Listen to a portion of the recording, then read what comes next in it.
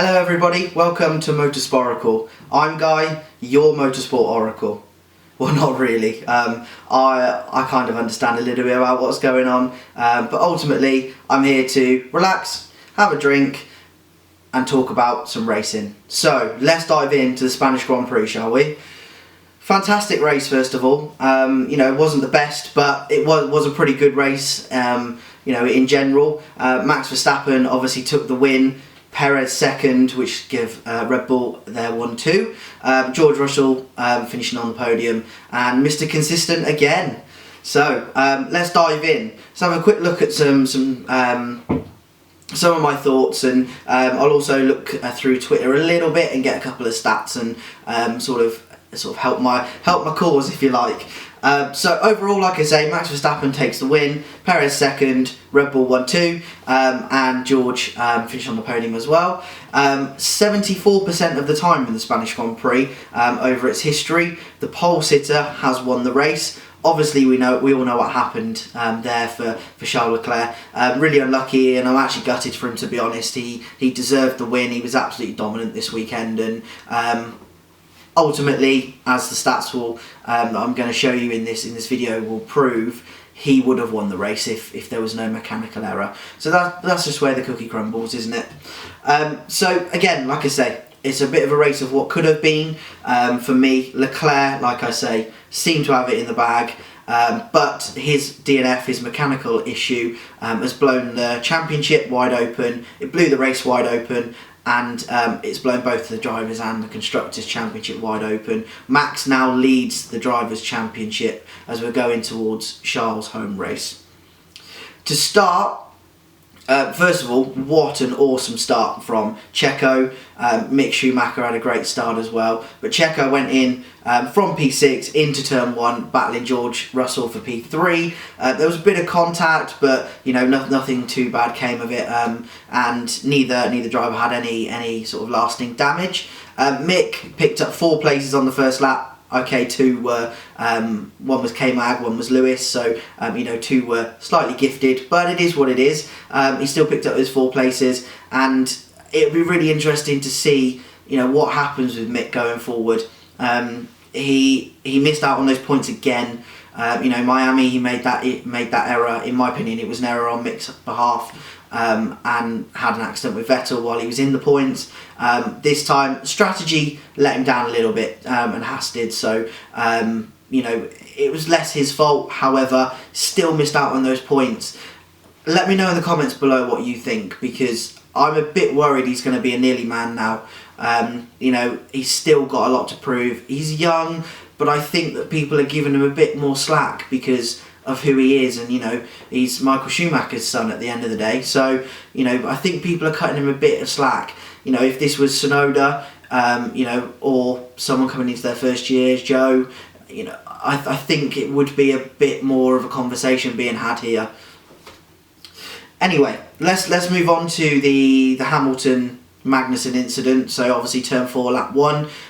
It was an interesting one. The stewards came to no further decision on the investigation. I tend to agree with that. I think K-Mag was ambitious, but Lewis left him loads of room. He came up on Lewis very, very late in the day, and K-Mag really didn't give Lewis much room, whereas Lewis gave him a lot of room. Obviously, we know what happened there. K-Mag ended up going through the gravel and having a bit of damage. Lewis had that puncture, and we'll talk a little bit later about Lewis Hamilton and his comeback through the field, because that was really interesting.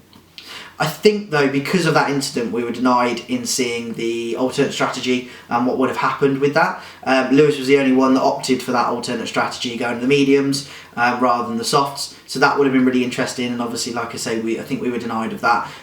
It would have been really interesting to see how that would have come about in the end for Lewis, because he was really quick today, and possibly if he didn't have the incident, even if he was doing the normal strategy, he could have been challenging for the win. I'm not sure, but I think there is some sentiment to that. Obviously, Magnussen will be frustrated with that incident, but bearing in mind 12 months ago, he was not in a Formula 1 car. Haas were languishing around in 19th and 20th place. I don't think he would have taken crashing into Lewis Hamilton 12 months ago, but for sure he should be happy with where they're at the moment, and at least they're having a competitive races. You know, and he had the incident, came into the pits, was over a minute behind the leader, and still didn't finish last. You know, I mean, last year he would have finished 2 laps behind. So you know, they are making progress, real progress, and they came to Spain with no upgrades. Pretty much every team, I believe every team, brought at least 1 upgrade. So that kind of says where they're at the moment. Hopefully, for everyone's sake, they can keep that momentum going, because you know, who doesn't love seeing Haas and Günther Steiner on your TVs more and more. I have to touch on Sainz because Leclerc was just so good this weekend. You know, first of all, Leclerc led from the start, and his pace was so strong. So, you know, you have to think what's happening with Sainz a little bit.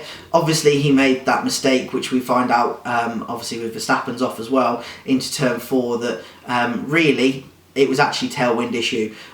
So you can forgive him a little bit for that, but he damaged the floor. And, you know, this tweet from Ferrari Fanatics on Twitter kind of says it all, really. If he hadn't have had that off, he would have been, you know, pushing a second a lap quicker, and it would have been really interesting to see if he was going to be able to mix it with the big boys, and you know, fight for that podium. He really needs to be pushing, you know, pushing Perez now as the second driver. I thought going into the season, Leclerc and Sainz were quite matched in terms of first and second drivers.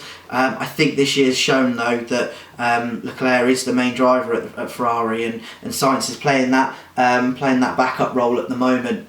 Maybe he can turn it around, maybe not. Let me know what you think about that. Does Sainz have an opportunity to turn that round and become the main man at Ferrari? Even not this year, you know, in the next year or two, can that happen? Or are we going to see possibly Mick move up? You know, as I said earlier, he might be the nearly man for me. He might not be for Ferrari. So can Mick move up and take Sainz's seat? You know, he's under pressure at the moment. I really do think that. But yeah, so Leclerc, like I say, started really strong. Max, on the other hand, you know, he's got this DRS issue that's going on, and he was caught out in the same fashion as Carlos Sainz at turn 4 with that strong tailwind. It was a really strange sort of spin or off for Max. It was really, as Martin Brundle said on the Sky commentary, it was lazy. It was a really slow drift going through turn 4. And, you know, that kind of ruined his race, to be honest, because from there we jumped into Russell and Perez battling away. Verstappen came back on the track, you know, just behind them. So he got back past Perez. Again, I think that was a little bit of team orders going on there. And then, because he had a DRS issue, he kept attacking George, but you know, the DRS probably would have taken him over that line in that first stint, but it kept failing. And he got frustrated and kept pressing it too many times, as we heard through the radio. What was really interesting for me, and fair play, hats off to the bloke, George Russell. What a defensive drive that was in that first stint.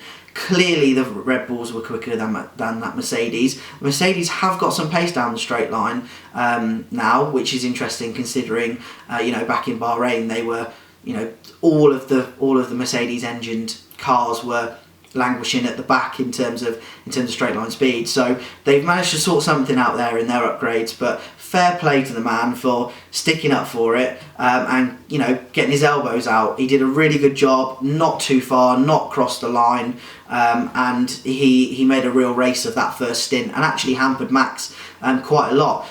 Max would have won this by, you know, leagues if he hadn't have had that issue with George, or, you know, he'd been able to get past George quicker. However, what it did do was it played out an alternate strategy for Verstappen. He went onto the softs and, you know, drove as hard as he could on those softs to leapfrog Russell, which is what they did ultimately. It was a really strange one. George seemed to really drop off at the end in terms of the pace. I know the last couple of laps they had that, you know, DNF risk, as was said over the radio, but you know, George did sort of seem to struggle a little bit towards the end. Maybe it was tyres, I'm not sure. But like I say, his defensive driving, what a man that is. he's going to be something special if they get that Mercedes working and, you know, being competitive with those Ferraris and those Red Bulls. I actually think he's the one that can take it to those drivers rather than Lewis this year. That's a controversial one. Let me know in the comments what you think about that, because you know, it'd be interesting. Lewis is unbelievably class, but I really think George has got a bit between his teeth. Maybe he's just getting on better with the car at the moment, and he's got more confidence in a less strong car because of his experience at Williams and whatever. But it'll be really interesting to see what happens.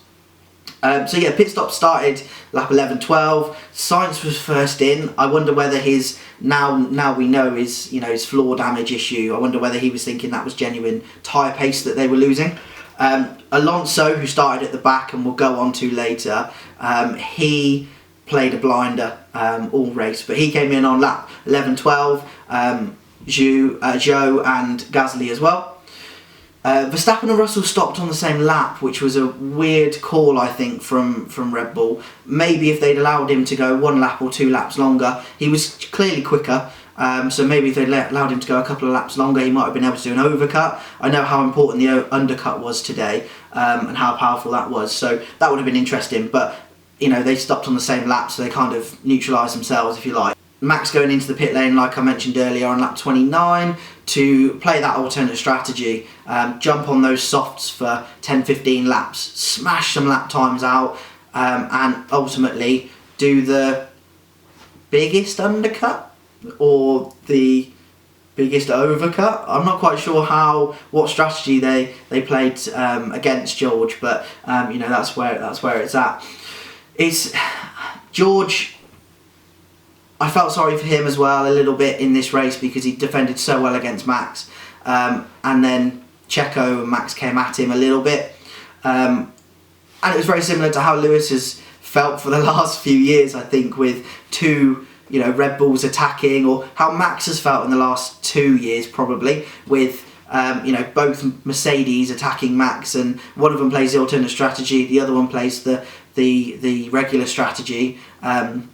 Or the original strategy, and George is kind of stuck between a rock and a hard place with that. You know, Max played the alternate, went on those softs, smashed the lap times. At one point, he was like 3 seconds a lap quicker than George. So that just kind of proved to me that the race was kind of done and dusted at that point. I never thought he was going to be able to keep those softs for the whole stint, the whole race. The team obviously didn't either, because they said, let's go at it, let's put some lap times in and try and close that gap to George. So George then loses the lead on lap 31 to Checo, to Perez, and he went around the outside on much newer tyres at turn 1. Probably something that the DRS down the whole straight that Max wasn't able to get helped with. George then pitted on lap 37 and Perez on lap 38, so very close with that. George extended that first stint out to match Perez, so I think they kind of knew at that point the game was up with Max, and they were a bit done for. Verstappen took the lead and then came in and changed tyres again on lap 44, making that his 3rd stop. So 3-stop race here, which was good to see, because last few years we've only seen the tyres sort of tyres lasting too well, if you like. So we've seen a bit more strategy play, a bit more pit stops in these, a few more pit stops in these first 6 races. So yeah, Max comes out behind Checo after lap 44, but crucially ahead of Russell, so the alternate strategy worked for him, and now he's going after Perez. Here is where my issue lies. Okay, this is where my issue lies. We didn't get to see them fight. We didn't get to see Perez defend for his life for that win, that 2nd win of his career. We didn't get to see it. He was basically told to move over, so that was really frustrating. I had a couple of ideas of titles for this video, such as Perez has been robbed, Verstappen gifted the win twice. Leclerc issue, Perez told to move over, Verstappen was gifted it. Obviously, we know Verstappen did well, and his race ultimately was a really strong one. The alternate strategy worked really well, but I kind of felt like he was gifted it a little bit. It was a really frustrating one for me. because I think Verstappen had enough of Perez. I do, but we didn't get to see it. It was frustrating. He cruised away and obviously won easily. Checo in second on the podium, and George, Mr. Consistent. We love a bit of George Russell in his consistency. Couple of years in Williams' car, he's Mr. Saturday. Now he is here in a Mercedes car and he is Mr. Consistent. We love it. Special mentions for you. So Lewis Hamilton, first of all, I need to mention him. Obviously the incident with Magnussen taking him, it's just under a minute I think off the lead, and about 50 seconds off his teammate on lap 1. Lap 66 comes round and he was under 15 seconds off George right at the end. So, I mean, George had a fantastic race. He performed really, really well. And the fact that Lewis was 40 odd seconds quicker over the race length says it all really for me. Absolute deserving of driver of the day. Who was your driver of the day? Let me know in the comments. I think if Leclerc would have won it, I think he might have got driver of the day here. But you don't know. We'll never find out. Charles Leclerc, obviously, I need to mention this guy as well. He absolutely man of the match performance today. The whole weekend he was fantastic and he really deserved that win. The interview he did after as well on Sky, he was very humble, spoke well, and focused on the next weekend in Monaco. As Hot Lap Mode shows on Twitter here, before the engine went bang, when it blew up, he was 0.27% quicker than Max and 0.57% quicker, than Russell. So there wouldn't have been any competition today, not at all. He was absolutely man of the match. And like I say, this could cost him, really could cost him for that championship. We'll wait and see. You know, we've seen both Red Bull and Ferrari have failures, so we'll wait and see on that. I do want to shout out Alpine as well. What a race for them. They obviously didn't have qualifying pace, but the race pace was quality. They had a really good car.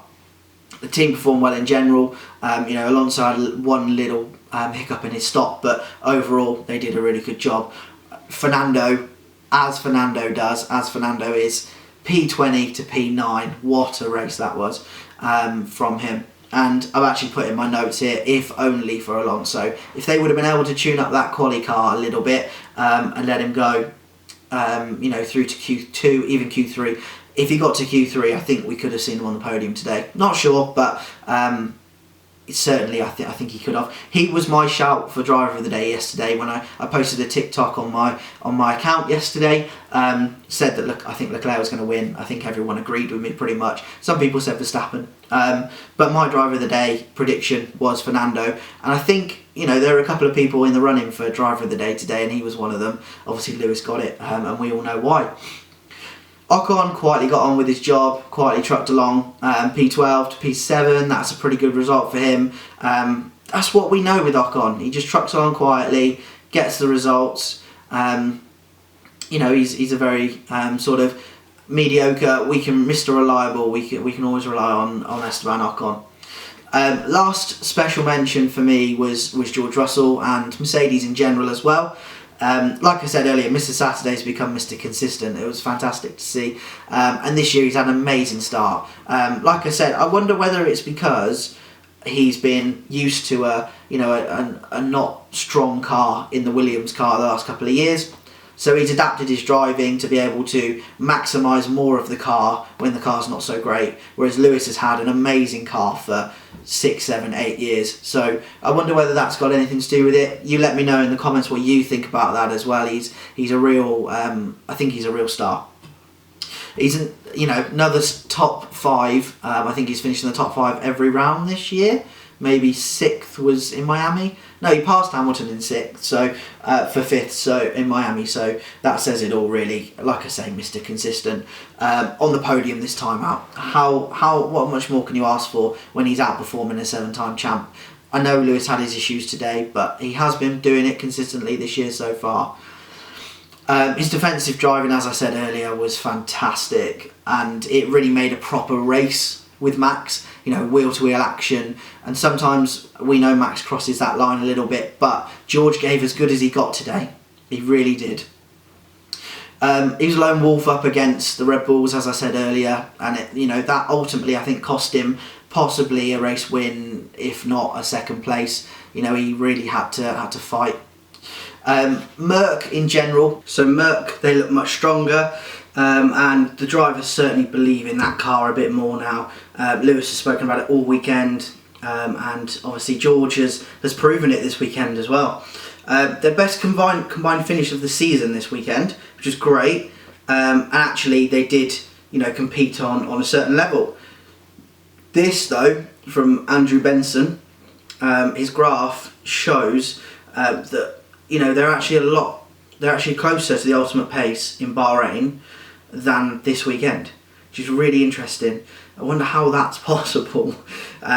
You know, they've looked more, like I say, they've looked more competitive. Maybe they've just got a bit further away from the pack behind, you know, the Haas and the McLarens, or, you know, but it does feel like they've genuinely closed that gap between themselves, Red Bull and Ferrari. It's a really interesting one. But graphs don't lie, stats don't lie. So, Max Verstappen wins in sunny Spain, takes lead of the championship away from Charles Leclerc. We're heading to Monaco next weekend, Charles Leclerc's home circuit. What's going to happen? The Motorsport Oracle will wait and see.